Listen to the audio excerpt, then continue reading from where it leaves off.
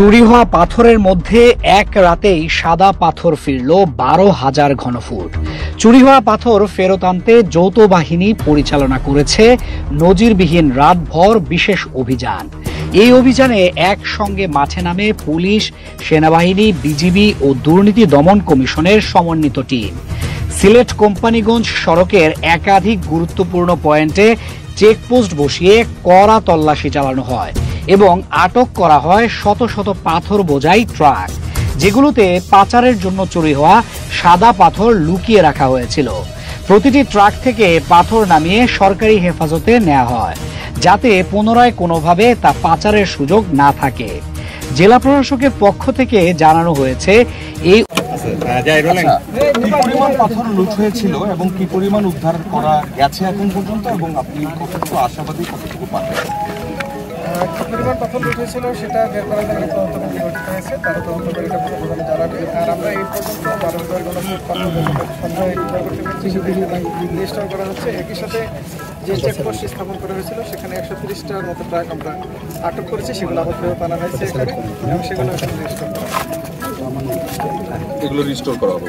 আচ্ছা, হাইকোর্টের একটা নির্দেশনা আছে, দুপুরবেলা আমরা যেটা জানতে পারলাম, একটা রিটের পরিপ্রেক্ষিতে যে আদেশ দেওয়া হয়েছে, সেখানে বলা হয়েছে যে যারা এর সঙ্গে জড়িত ছিল তাদের তালিকা প্রস্তুত করে হাইকোর্টকে জানানোর জন্য, একই সঙ্গে 7 দিনের মধ্যে যত পাথর লুট হয়েছে সবগুলো আবার আগের জায়গায় ফিরিয়ে দেওয়ার জন্য। এই দুইটা অর্ডার বাস্তবায়ন আপনি কিভাবে করতে পারবেন? Is it possible? আচ্ছা, একটু দেখে নির্দেশনা আসুক আমাদের কাছে, আমরা দেখব। মানে এই তালিকা কি আপনাদের কাছে আছে অথবা আপনারা করেছেন? আমরা আসুক আমাদের কাছে, আমরা সেই অনুযায়ী ব্যবস্থা।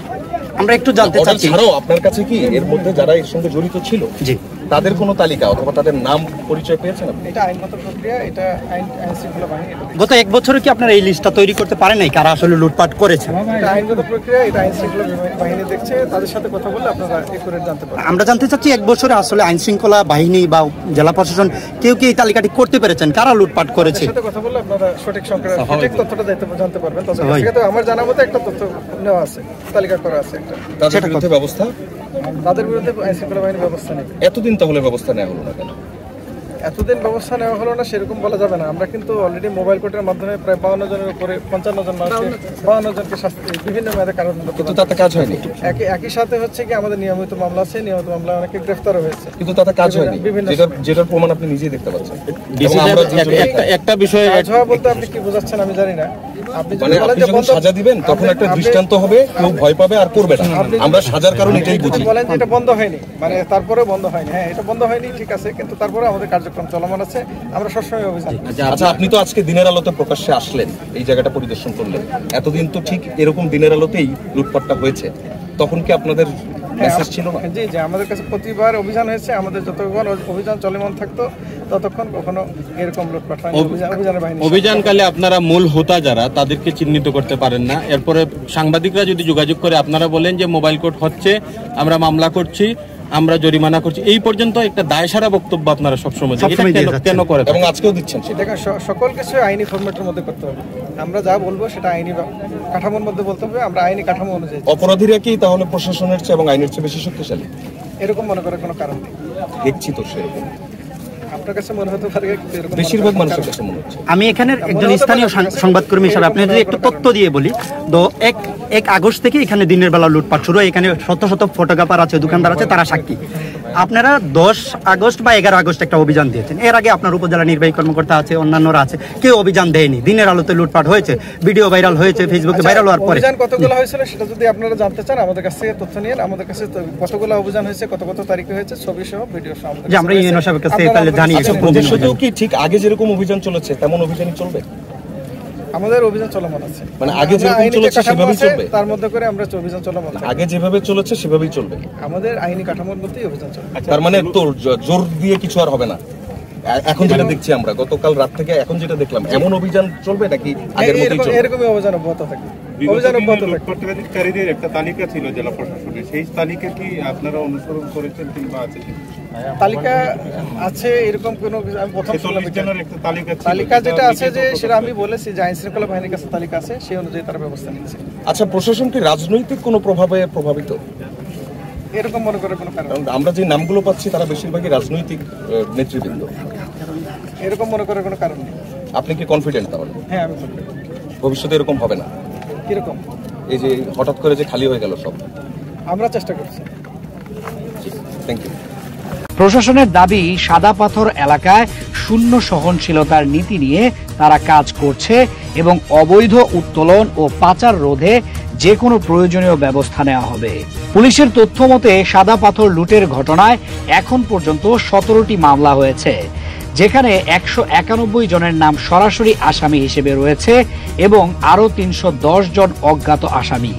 এ পর্যন্ত 70 জনকে গ্রেফতার করা হয়েছে এবং কয়েকজন মূল হোতাকে ইতিমধ্যেই আইনের আওতায় আনা হয়েছে।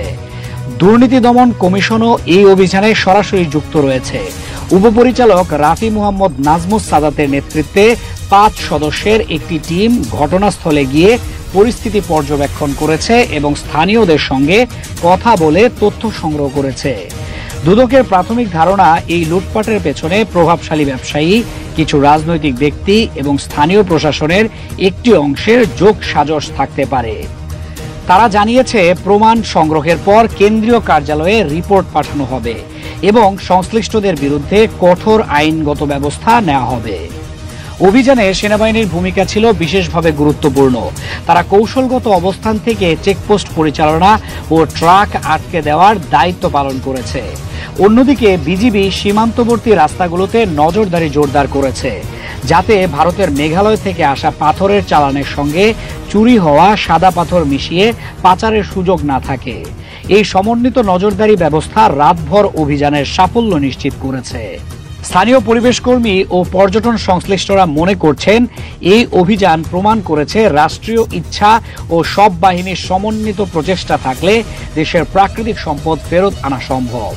আমরা দেখতে পাচ্ছি এখানে জেলা প্রশাসকের তড়িৎ সিদ্ধান্তে জরুরি মিটিংয়ের মাধ্যমে এই পাথরগুলো প্রতিস্থাপন হচ্ছে, কিন্তু এটা যদি আরও আগ থেকে যারা আমাদের মিডিয়া কর্মীরা যেভাবে প্রতিনিয়ত সেই পাতাদষ্টের পর থেকেই মিডিয়া লেখালেখি করছেন, পুরো প্রশাসনের নড়েনি, কিন্তু শেষ মুহূর্তে দেরিতে হলেও যে আমাদের জন্য মিডিয়া ভাইদেরকে ধন্যবাদ জানাবো, এজন্য যে তারা সরব থাকার কারণেই জেলা প্রশাসন এ ব্যাপারে সিদ্ধান্ত নিতে বাধ্য হয়েছে এবং আপনারা দেখতে পাচ্ছেন যে পাথরগুলো প্রতিস্থাপন করেছে। আমার মনে হচ্ছে যেটা এর আগে আমরা এসেছি সাদা পাথরে, যারা পর্যটকবৃন্দ আসেন এই সাদা পাথরের এই পাথরের সৌন্দর্য দেখার জন্য, কিন্তু এই সৌন্দর্যটা অনেকখানি নষ্ট হয়ে গেছে।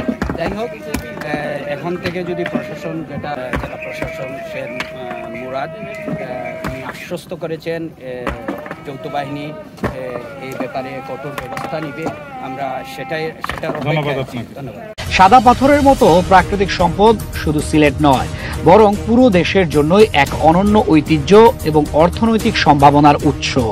তাই এই ধরনের অভিযান নিয়মিত চালানোর প্রয়োজন রয়েছে, যাতে ভবিষ্যতে অবৈধ উত্তোলন ও পাচার আর কোনোদিন না ঘটে। তবে বিশেষজ্ঞরা সতর্ক করেছেন, উদ্ধার হওয়া পাথর যেন পুনরায় লুটপাটকারীদের হাতে না ফেরে।